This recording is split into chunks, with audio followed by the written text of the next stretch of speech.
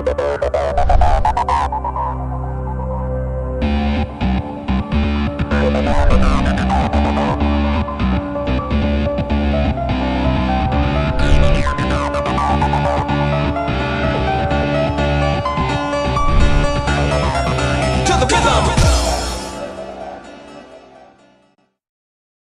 good evening everybody and welcome to the Rob and Mal show. We've got a very special guest tonight, haven't we, Malcolm? Which is this little woof woof called Oscar. We have, and Oscar he's a little bit nervous with new people, that's why he's staring at Rob. Yes, he's staring at me, yes, and his breath does stink. But,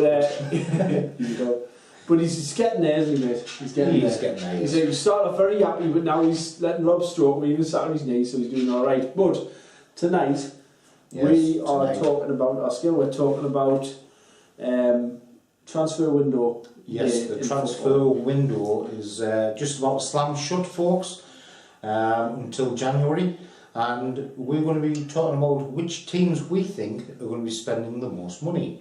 Now, I guess the obvious one that we were talking about just before the video started was Manchester United.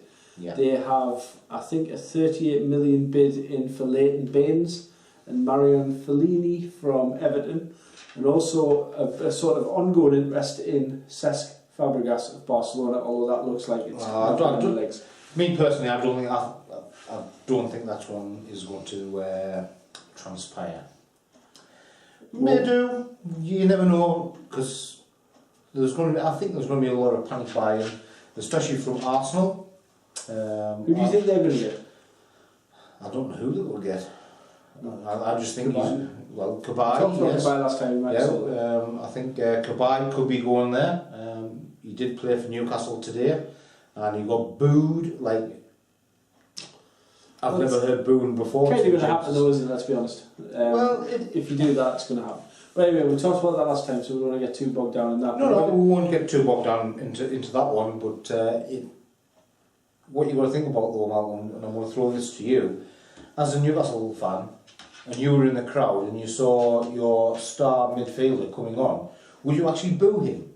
Well, I think irrespective of what has gone on with Arsenal. I think it's naturally will get booed. I really do. I think he refused to play. He had to get forced to play, and it was, I don't think the fans expect him to stay. If there was a chance, I think they'd like him to stay. Particularly, like I say, we're not going to get bogged down in that, but I don't think he's going to stay in the end. Well, I mean, it speaks volumes to me where Manchester United have got Wayne Rooney, and the fans, as soon as Rooney came on in the first game, because he came on as sub, they actually cheered him. Yeah. I think it happened at another club as well, where was it Liverpool, when Suarez came on. Yeah, they gave him a good ovation. For I think it was a testimonial for, don't remember, Gerrard. Maybe. The fans cheered him when he came on. What do you reckon about Tottenham's potential of winning the league? They've spent 90 million already. They're going to get that back for Bale. They might well be spending a bit more. They've brought in about 6 decent, well-known, good young players who, if 3 of them turn out well, they're going to have a good side, because they had a good side last year even with Gareth Bale. Do you reckon they could be a dark horse? Because Man U have maybe slightly vulnerable with Moyes, City new manager, Chelsea new manager. I honestly don't think that Tottenham will be challenging for the title. I think they will finish in the top 4. I think that's a given of who they've actually gotten. So I would say my top 4 for the season is going to be Chelsea, Tottenham, Manchester United, and Man City. No Arsenal.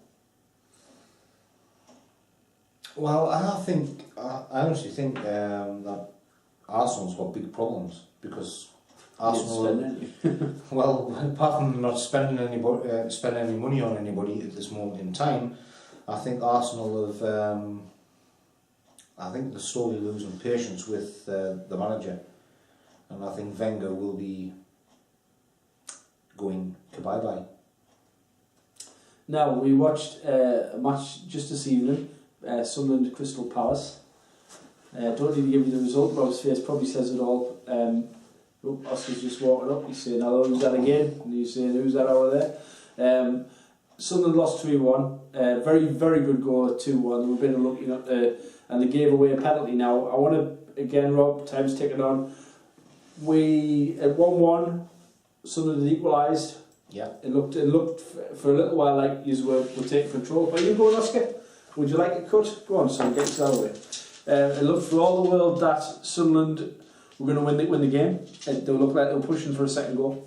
Yeah. And then all of a sudden, O'Shea made a mistake, lunged in for the ball, took down the player, the referee pointed at the spot, and then after a little altercation showed O'Shea the straight red, and the goalkeeper, the ball went just under him. Now, what's your comments on the Sunderland situation, Rob, especially the way that match panned out? I don't think there's any argument about the fourth goal in the game, their third goal, but certainly... Well, to be honest, gut-wrenching was gut-wrenching. I mean, yes, we're fielding a brand new side every game, and as everybody knows, you can't just bring in all your new signings straight away and just throw them all together to play football. It just doesn't work. So yeah, I mean, you can't expect a bunch of new players just to gel overnight. There's got to be a bedding in process. To me, I would personally introduce them 1, 2, possibly 3 at a time, but then that leaves you open to well, who else in the squad can actually play that's played regular games. What do you reckon about, because at the end of the match, the last point, Di Canio went across the fans, he said, my fault. What do you think that says for him? Well, I think that actually speaks volumes for a manager. I would like to say that more in a manager, personally. He's gone over to the away support and he's held his hands up and he's gone, my fault. Because to be fair, he's hard on the players, yeah. Which shows that he's willing to take responsibility for himself. And he's hard on himself as well. I think a lot of other managers should take a leaf out of Di Canio's book because of that. Because you don't see it. You would never see Pardew in Newcastle saying that it was his fault. It just wouldn't come out. Them words do not come out of his mouth. Most managers, though, he would actually rather blame the opposition or the ref, which is what he did when he was at West Ham. He used to blame the officials and stuff like that, instead of actually criticising his own actions.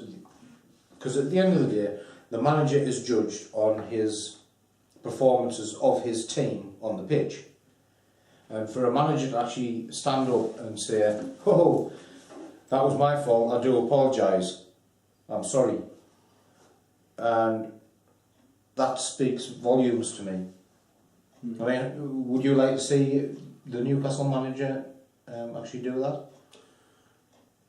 It wouldn't matter to me, to be honest. I think the problems are on the pitch. I think most managers are too diplomatic and they will accept that, you know, it wasn't really Di Canio's fault. The performance on the pitch is down to the players, but he's seeking to deflect that away. He wants to become the story, ease the pressure on the players, because now they've got themselves into a bit of trouble now in the start of the season. Well, the last thing in the world they want is for the team to be, you know, the focus to come so heavy that now they're thinking, hang on a minute, we're in real trouble. Losing to Palace 3-1, that's not a good start, so they need to improve. Well, I honestly can't see Sunderland actually improving quickly. I'm just looking at our home games, which are coming up.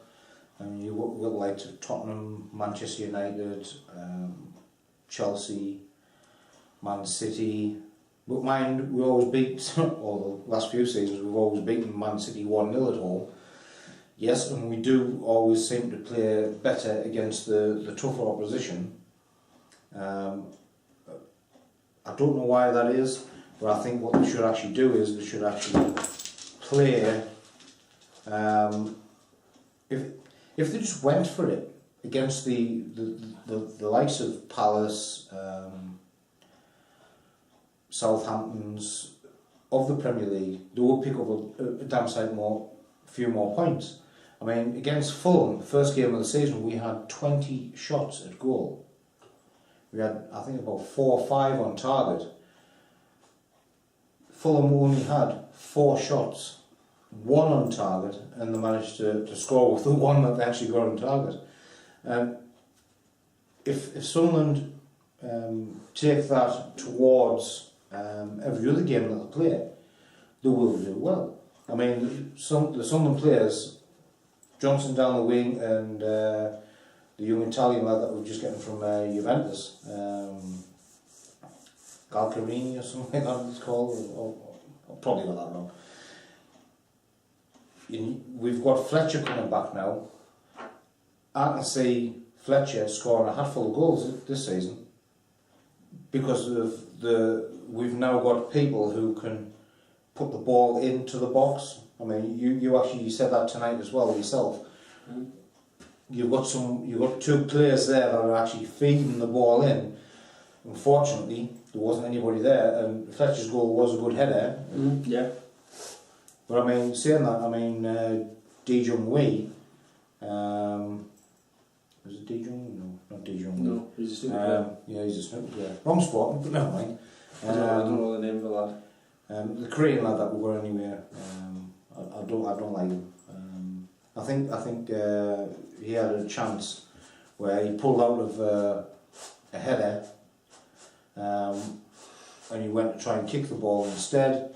If he actually dived for the ball and headed it, it would have scored.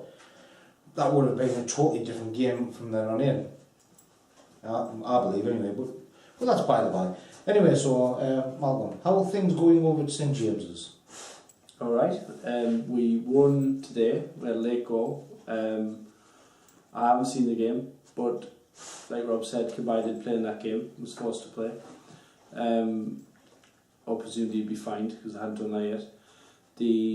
Ben Arthur scored in the 86th minute. I watched the game against Morecambe in the League Cup where we had largely a reserve team on there, but there was some decent players on there. And I just don't see us troubling anyone in the top 10 this season. I think we have what we can't be classed as in transition because Pardew's been there for 3 years now. Unfortunately, we are going to have problems this year.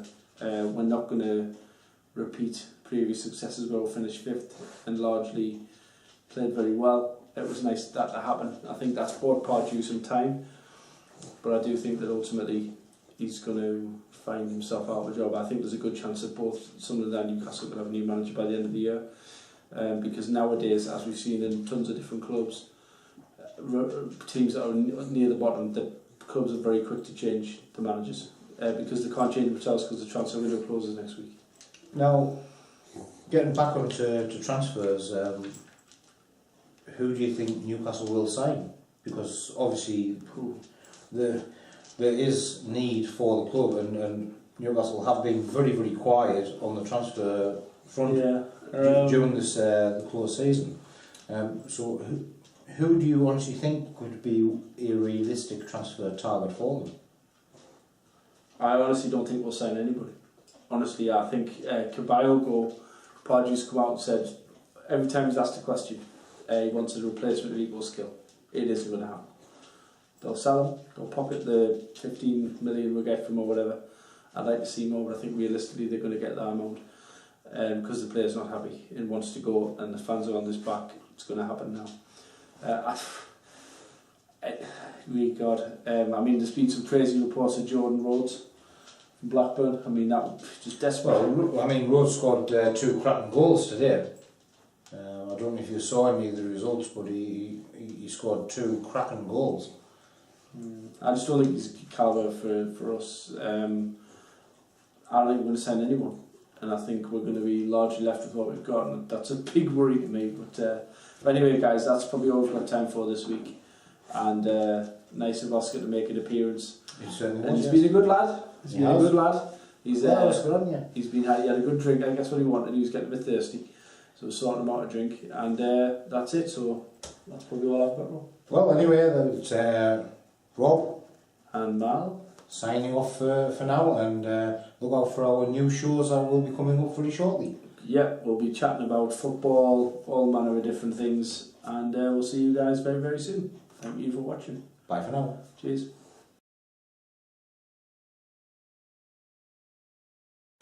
Right, stop. If you can hear licking in the background, by the way, folks, it's just the dog. Little Oscar is having a well-deserved kind of calm.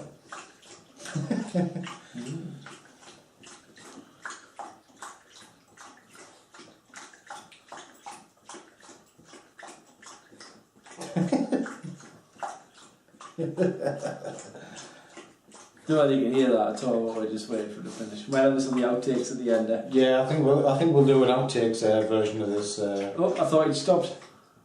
He stopped. He has. Good lad. Well done, son. You come back up or not? He's going to be dripping. Aye, aye. Right. Okay, Rob. Whenever you're ready.